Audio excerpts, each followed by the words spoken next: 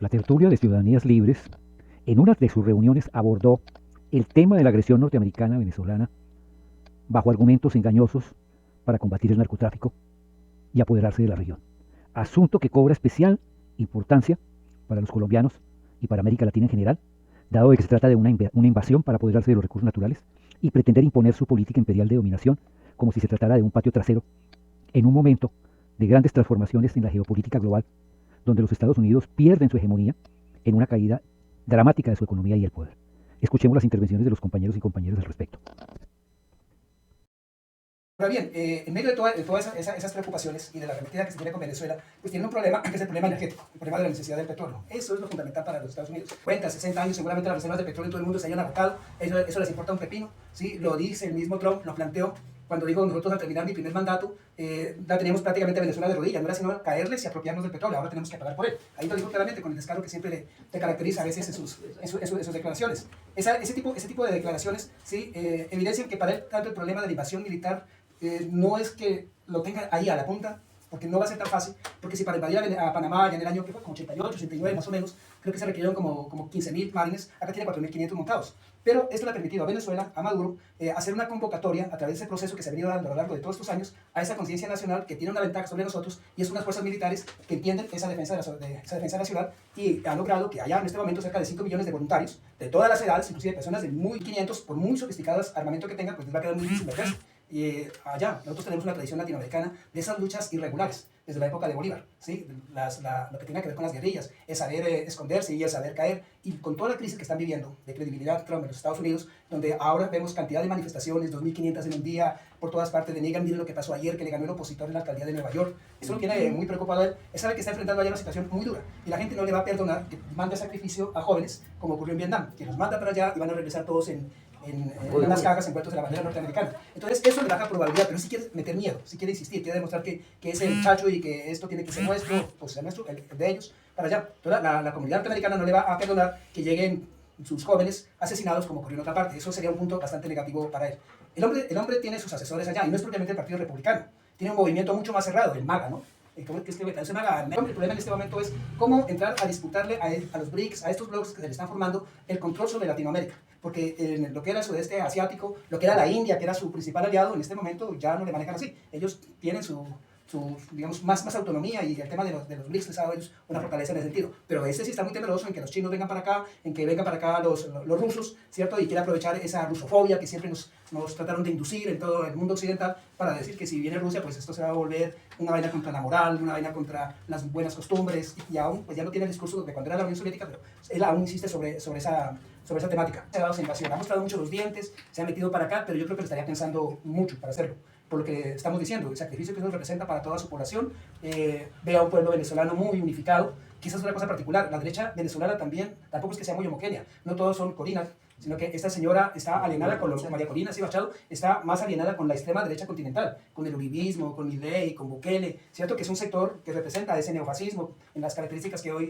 más o menos se identificando, pero hay sectores de la oposición que ya le han planteado a Maduro, no, lo primero es la defensa de la patria. Nosotros no aceptaríamos aquí una invasión. Empresarios, hay el presidente de uno de los gremios más importantes, creo que es de los supermercados, algo así, que le escuchaba en estos días que hacía unas declaraciones sobre ese tema, y entonces eso mire que lo ha sabido aprovechar. Si Venezuela estuviese angustiada por lo que está pasando, no veríamos las imágenes que estamos viendo, y uno ve tranquilidad, lo que le muestran a uno, no ve tranquilidad en las calles, ve tranquilidad en los supermercados, ¿sí? Porque saben que tienen como defenderse. También puede ser parte del juego que se está haciendo ahí.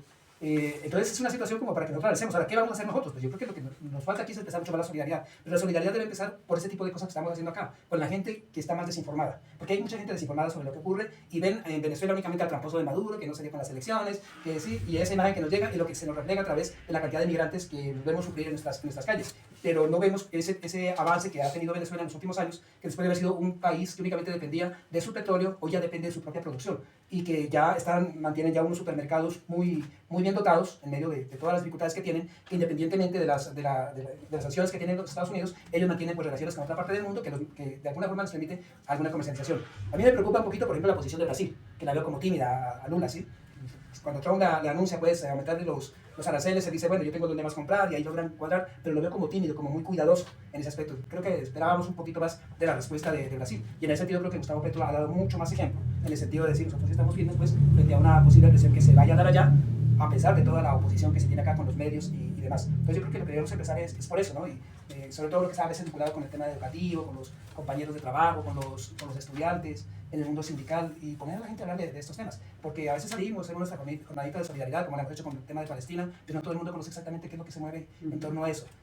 Que yo hizo un diplomado de geopolítica del petróleo en el 2020, creo que era, y él decía que estaba como que algo iba a pasar, pero ellos también no solamente es lo que hay de afuera, ¿no?, de los Estados Unidos, sino que están esperando también de dentro como qué se puede dar, ¿no?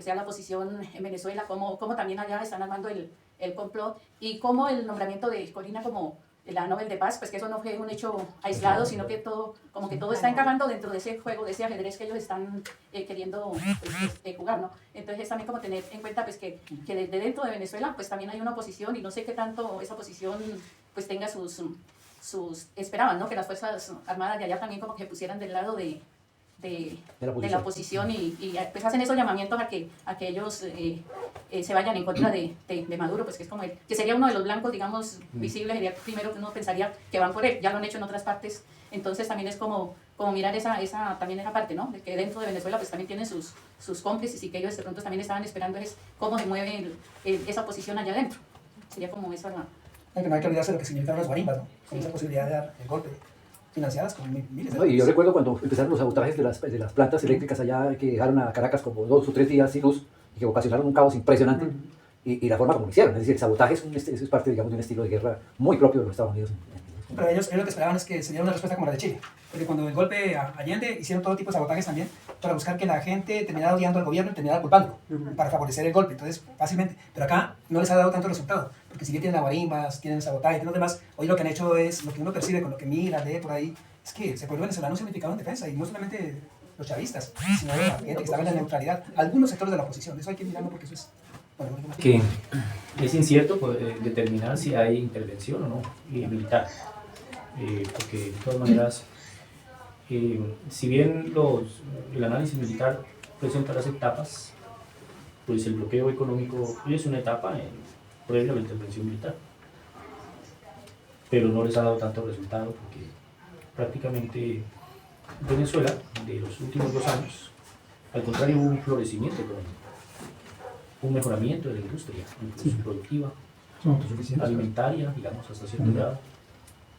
Entonces, el bloqueo le sirvió para una reacción, para mejorar ciertas cosas. A mí me parece, sin embargo, que Estados Unidos sí necesita de esa intervención militar, porque hay dos cosas que están peleando desde hace muchos años. En la dictadura de Pérez Jiménez, quien intentó hacer la invasión a Venezuela o Inglaterra, llegaron barcos a Venezuela. Y sobre todo porque pues está la franja del Orinoco y está el conflicto con Guyana, que es el Esequibo, que fue el 8º estado recuperado en la discusión, y jurídicamente recuperado por Chávez.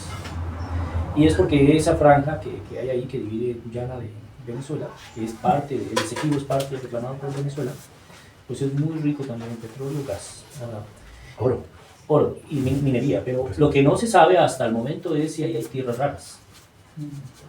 Pero, ¿por qué digo que hay una necesidad de Venezuela, de Estados Unidos de intervenir en Venezuela? Porque el petróleo venezolano lo tiene vendido Estados Unidos. El Estado de Estados Unidos contaba con el petróleo venezolano cuando estalla el Nord Stream 2.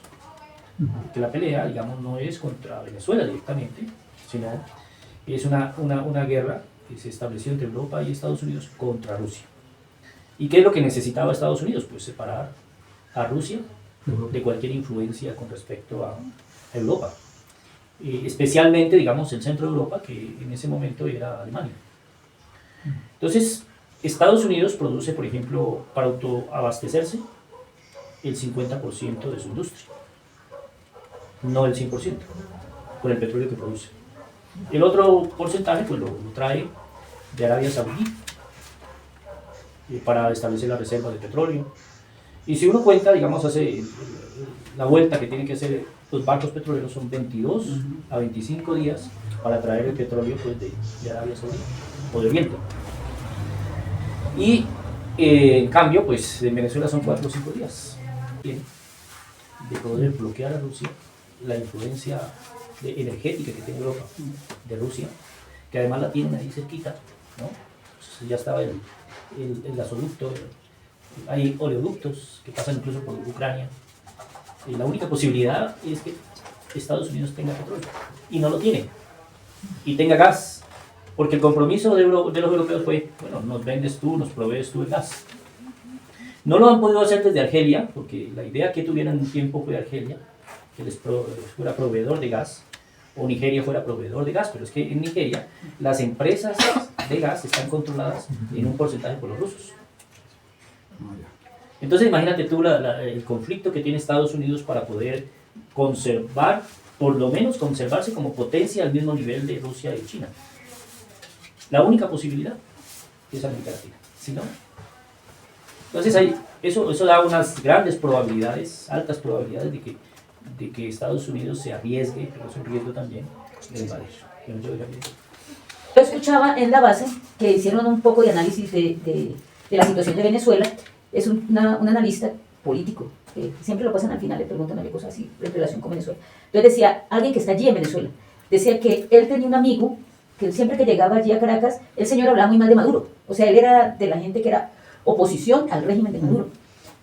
Pero cuando se habla de invasión de Estados Unidos a Venezuela, dice otra cosa. O sea, puede ser que yo no esté de acuerdo con Maduro, pero al país no lo invade.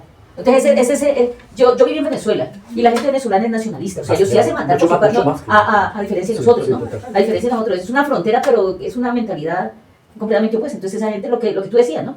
Allí la población se une toda en contra de un ejército norteamericano y ahí pueden las pérdidas ser grandes. Para Trump, digo yo, porque Trump no conoce el terreno. Ellos sí.